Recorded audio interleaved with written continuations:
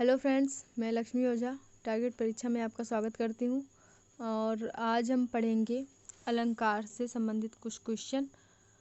और चलिए शुरू करते हैं। पहले हम जान लेते हैं अलंकार का मतलब क्या होता है। तो देखिए, अलंकरोति इति अलंकारा। क्या होता है? अलंकरोति इति अलंकारा। ठीक, ये क्या है? अलंकार की परिभाषा है और इसका अर्थ होता है जो काव्य को सुशोभित करता हो उसे अलंकार कहते हैं। ठीक, जो काव्य को सुशोभित करे उसे अलंकार कहते हैं। और अलंकारों से ही शब्द सौंदर्य तथा अर्थ सौंदर्य की क्या होती है? अभिव्यक्ति होती है। इसलिए हम शब्दगत अलंकार को क्या कहते हैं? शब्दालंकार।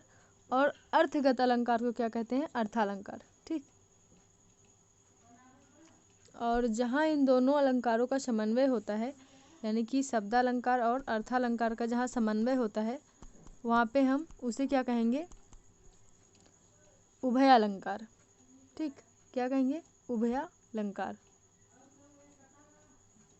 और आचार्य दंडी थे, उन्होंने अलंकार के बारे में लिखा है, जिस धर्म से काव्य की शोभा वृद्धि को प्राप्त होती है, शोभा वृद्धि को प्राप्त होती है, उसे अलंकार कहा जाता है।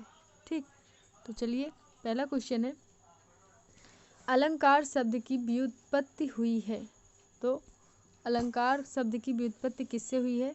तो देखिए, यहाँ पे हम अलम कहते हैं, अलंकार कहते हैं, लेकिन यहाँ पे क्या होता है? अलम, और यहाँ पे उसके बाद लगा हुआ है क्री धातु और घई प्रत्यय। तो यहाँ पे ऑप्शन नंबर हमारा सी हो जाएगा, अलम धन क्री धन घई प्रत्यय। तो चलिए अगला क्वेश्चन है हमारा, अलंकार की परिभाषा है। तो अभी हमने आपको बताया अलंकार की परिभाषा, अलंकरोत इति अलंकारा। जो काव्य को सुशोभित करता हो उसे अलंकार कहते हैं। अगला क्वेश्चन है, अलंकार संप्रदाय के प्रवर्तक हैं। तो अलंकार संप्रदाय के प्रवर्तक कौन है? तो यहाँ पे हमारा सही हो जाएगा, आचार्य भामा जो हैं वो अलंकार संप्रदाय के प्रवर्तक हैं। ठीक, अगला है, अलंकार कितने प्रकारों में विभाजित है? तो अलंकार जो है वो हमारा 3 भागों में विभाजित है, 3 प्रकार के भागों में विभाजित है। पहला हमारा जैसे शब्दालंकार, अर्थालंकार और उभयालंकार। ठीक, अगला है हमारा, अलंकारों को काव्य की शोभा कारक धर्म किसने माना? तो अभी हमने आपको बताया, दंडी जी थे, उन्होंने कहा था जिस धर्म से काव्य की शोभा वृद्धि को प्राप्त होती है उसे क्या कहते हैं? अलंकार कहते हैं। तो अलंकारों को काव्य की शोभा कारक धर्म किसने माना है? तो दंडी ने माना है। अगला है, शब्द साम्यम वैषम्ये अपि स्वरस्य यत् किस अलंकार से संबंधित है? तो ये हमारा संबंधित है अनुप्रास अलंकार से। ठीक, अनुप्रास अलंकार से संबंधित है। इसका मतलब है स्वरों की असमानता होने पर भी व्यंजन मात्र की समानता जहाँ होती है वहाँ अनुप्रास अलंकार होता है। ठीक, तो ये हमारा यहाँ पे सही हो जाएगा, ऑप्शन नंबर ए अनुप्रास अलंकार है। अगला है, वर्ण साम्यम। वर्ण साम्यम, उसके आगे जो है कौन सा अलंकार है ये कह रहा है, तो यहाँ पे हमारा हो जाएगा अनुप्रास अलंकार। ठीक, वर्ण साम्यम में भी क्या हो जाएगा? अनुप्रास अलंकार। जहाँ पे वर्ण की समानता होती है वहाँ पे क्या होता है? वह अनुप्रास अलंकार। कह रहा है, स्वर की विषमता होने पर भी जो शब्द साम्य होता है वह अलंकार है। तो वह क्या है? अनुप्रास अलंकार है। अभी हमने आपको बताया था कि अनुप्रासा शब्द साम्यम वैषम्य अपि स्वरस्य यत्, ये क्या है? स्वर की विषमता होने पर भी जो शब्द साम्य होता है वहाँ पे अनुप्रास अलंकार होता है। अगला है, स्वर वैसादृश्येपि व्यंजन सदृशत्वं वर्ण साम्यम रसाद्यनुताः प्रकृष्टो न्यासः। रिक्त स्थान की पूर्ति करें। तो यहाँ पे कौन सा अलंकार है ये पूछ रहा है, तो अनुप्रास अलंकार। ठीक, अनुप्रास अलंकार है। अगला है, स्वर व्यंजन समूह की पुनरावृत्ति से कौन सा अलंकार होता है? तो स्वर या व्यंजन समूह की पुनरावृत्ति से हमारा होता है अनुप्रास अलंकार। ठीक। अगला है लता कुंज गुंजन मद वदल पुंज चपलयन में अलंकार है। तो इसमें हमारा अनुप्रास अलंकार है। ठीक। कौन सा अलंकार है? अनुप्रास अलंकार। देखिए यहाँ पे ला कितनी बार आया है? 1 2 3 बार ला आया है, और ना भी आया है 2 बार। ठीक। और जा भी आया है 3 बार। तो यहाँ पे क्या है? अनुप्रास अलंकार। अगला है अर्थे सत्यर्थ भिन्नानाम वर्णानाम सा पुनः श्रुति। इसमें कौन सा अलंकार है? यानी कि भिन्न भिन्न अर्थों वाले सार्थक स्वर व्यंजन समुदाय की, इसका यही मतलब है, उसी क्रम में आवृत्ति को कहते हैं। ठीक। तो यहाँ पे हम ऑप्शन नंबर ए से हो जाएगा, यमक अलंकार कहते हैं उसे। अगला है भिन्न भिन्न अर्थों वाले सार्थक स्वर व्यंजन समुदाय की उसी क्रम में आवृत्ति को क्या कहेंगे? यमक अलंकार। ठीक। तो यहाँ पे ऑप्शन नंबर बी हमारा सही हो जाएगा। अगला है नौ पलाश पलाश वनम पुरः स्फुट परागत पंकजम। यह उदाहरण किस अलंकार का है? तो देखिए यहाँ पे यमक अलंकार का है। पलाश पलाश 2 बार आया है, यहाँ पे पराग पराग 2 बार आया हुआ है, और इन दोनों का जो अर्थ है वो अलग अलग है। तो यहाँ पे क्या हो जाएगा? अनुप्रास अलंकार। अगला है सुरभिम सुमनो भरय है, किस अलंकार से संबंधित है? तो यहाँ भी हमारा क्या है? यमक अलंकार। ठीक। यमक अलंकार। और देखिए यहाँ पे क्या था? नौ पलाश पलाश वनम पुरः, यहाँ पे है पलाश पलाश जो हमारे 2 बार आए हैं, और यहाँ पे पराग पराग 2 बार आया हुआ है। तो इसलिए हमारा यहाँ पे जो है यमक अलंकार है। देखिए जिसको संस्कृत समझ में नहीं आ रही है वो ऐसे भी समझ सकता है कि देखिए प्लस प्लस 2 बार आया हुआ है, यहाँ पे पराग पराग 2 बार आया हुआ है, तो यहाँ पे हमारा क्या हो जाएगा? यमक अलंकार। ठीक। सुरभिम सुमनो भरे है, इसमें भी देखिए सुरभिम 2 बार आया है, तो यहाँ भी क्या हो जाएगा? यमक अलंकार। कह रहा है यमक अलंकार का उदाहरण है। कौन सा यमक अलंकार का उदाहरण है? तो यहाँ पे हमारा ऑप्शन नंबर डी सही हो जाएगा। ये सारे के सारे यमक अलंकार के उदाहरण है।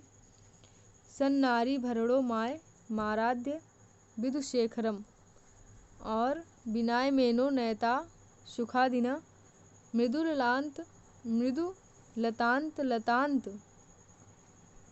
देखिए यहाँ पे मृदु लतांतम लोकयत्स, यहाँ पे लतांत 2 बार आया हुआ है, तो यहाँ पे क्या हो जाएगा? यमक अलंकार। ठीक। ये सारे यमक अलंकार के उदाहरण हैं। ऑप्शन नंबर डी यहाँ पे सही हो जाएगा। अगला है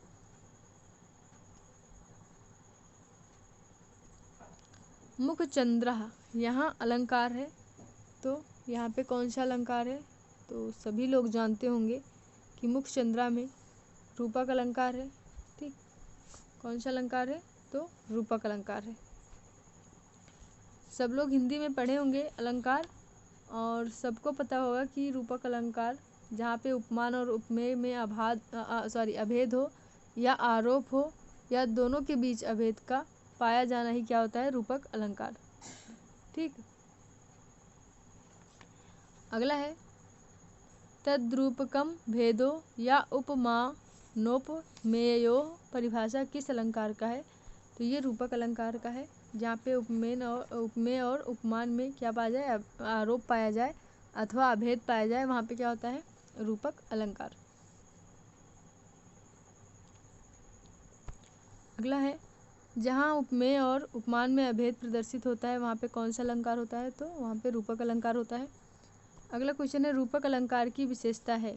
रूपक अलंकार की विशेषता है, तो यहाँ पे देखिए प्रस्तुत योर भेदा, यहाँ पे सही हो जाएगा ऑप्शन नंबर बी। ठीक, यहाँ पे क्या हो जाएगा, ऑप्शन नंबर बी सही हो जाएगा। अगला क्वेश्चन है, निम्नलिखित अलंकारों में कौन उभयालंकार है? तो यहाँ पे हमारा सही हो जाएगा श्लेष अलंकार जो है ये हमारा क्या है, उभया अलंकार। ठीक, अगला क्वेश्चन है, यत्र एकस्मिन् वाक्ये अनेकार्थता भवेत तत्र अलंकार, तत्र उसके बाद डॉट डॉट डॉट लिखा हुआ है, उसके बाद क्या कह रहा है कि अलंकार होता है, वहाँ पे कौन सा अलंकार होता है? तो वहाँ पे हमारा होता है श्लेष अलंकार। ठीक, श्लेष अलंकार होता है वहाँ पे। अगला क्वेश्चन है, वाच्य भेदेन भिन्नाः यद युग पद भाषणस्पृशः श्लिष्यन्ति शब्दाः किस ग्रंथ का लक्षण है? तो ये हमारा है काव्य प्रकाश का है। ठीक, काव्य प्रकाश का है। और हम सूक्ति भी पढ़ेंगे क्योंकि जो यूपी टेट, सुपर टेट है और सी टेट है वहाँ पे सूक्ति भी आती है, तो हम आगे जब ये ख़त्म हो जाएगा तो हम सूक्ति भी पढ़ेंगे। अगला है, मम्मट के अनुसार श्लेष अलंकार के कितने भेद हैं? तो मम्मट के अनुसार श्लेष अलंकार के 8 भेद होते हैं। 8 भेद माने हैं उन्होंने, मम्मट ने। अगला क्वेश्चन है, श्लिष्ट पदों से अनेक अर्थों का अभिधान होने पर कौन सा अलंकार होता है? तो यहाँ पे हो जाएगा हमारा ऑप्शन नंबर ए, श्लेष अलंकार होता है। अगला क्वेश्चन है, पृथुकार्त शरपात्रम भूषितनि शेष परिजनम देव, यह किस अलंकार का उदाहरण है? तो ये हमारा है श्लेष अलंकार का उदाहरण। ठीक, किसका उदाहरण है? तो श्लेष अलंकार का उदाहरण है। श्लेष अलंकार में होता है कि श्लेष युक्त पदों से जहाँ अनेक अर्थों का कथन हो वहाँ पे क्या होता है, श्लेष अलंकार। ठीक, अगला है, प्रतिकूलतानुपगते ही विधो विफलत्वमेति बहुसाधनता, ये अलंकार है। तो यहाँ पे कौन सा अलंकार है? तो यहाँ पे हमारा है श्लेष अलंकार। ठीक, क्या है, श्लेष अलंकार। अगला एक हमने लिया है ये क्वेश्चन रचना से, कालिदास के गीत काव्य एवं खंड काव्य हैं। तो जो ऋतु संहार और मेघदूतम है ये दोनों गीत काव्य एवं खंड काव्य हैं। तो यहाँ पे ऑप्शन नंबर सी से हो जाएगा, उपयुक्त दोनों। अगला क्वेश्चन है, शुद्ध युग्म है। तो आज हमने लिया है पक्षियों से। देखिए, कबूतर का क्या है, कपोता और पारावत। कपोता पारावता, ये हम कबूतर को कहते हैं। कोयल को कोकिला पिका परभृता कहते हैं। कौआ को काका वायसा ध्वांछा कहते हैं। ठीक, यहाँ पे तो हमारा क्या हो जाएगा, ऑप्शन नंबर डी हो जाएगा, उपयुक्त सभी। अगला क्वेश्चन है, त्रिशब्द का पुल्लिंग का रूप नहीं है। त्रिशब्द का पुल्लिंग का कौन सा रूप नहीं है? तो देखिए यहाँ पे ऑप्शन नंबर डी सही हो जाएगा, ये पुल्लिंग का रूप नहीं है। त्रिड़ी क्या है, स्त्रीलिंग का रूप है। ठीक, स्त्रीलिंग का रूप है। और त्रयः त्रीणि त्रिभि त्रिभ्या त्रयाणाम त्रिषु, ये हमारे पुल्लिंग के रूप हैं। लेकिन त्रिड़ी जो है जहाँ हमारा बनता है वो हमारा स्त्रीलिंग का रूप है। ठीक, तो आज के लिए इतना ही। और अलंकार थोड़ा टफ है, इसलिए हमें पता है कि आप लोगों को ज़्यादा पसंद नहीं आएगा, लेकिन पढ़ना ज़रूरी है। तो पढ़िए, जो चीज़ पसंद ना आए उसे और पढ़िए। ठीक, क्योंकि जो हमें आती है वो तो हमें आती ही है, लेकिन जो नहीं आता है उसे हमें और पढ़ना चाहिए जिससे हमें वो आने लगे। तो आशा करती हूँ आप लोगों को वीडियो पसंद आ रहा होगा। Thank you.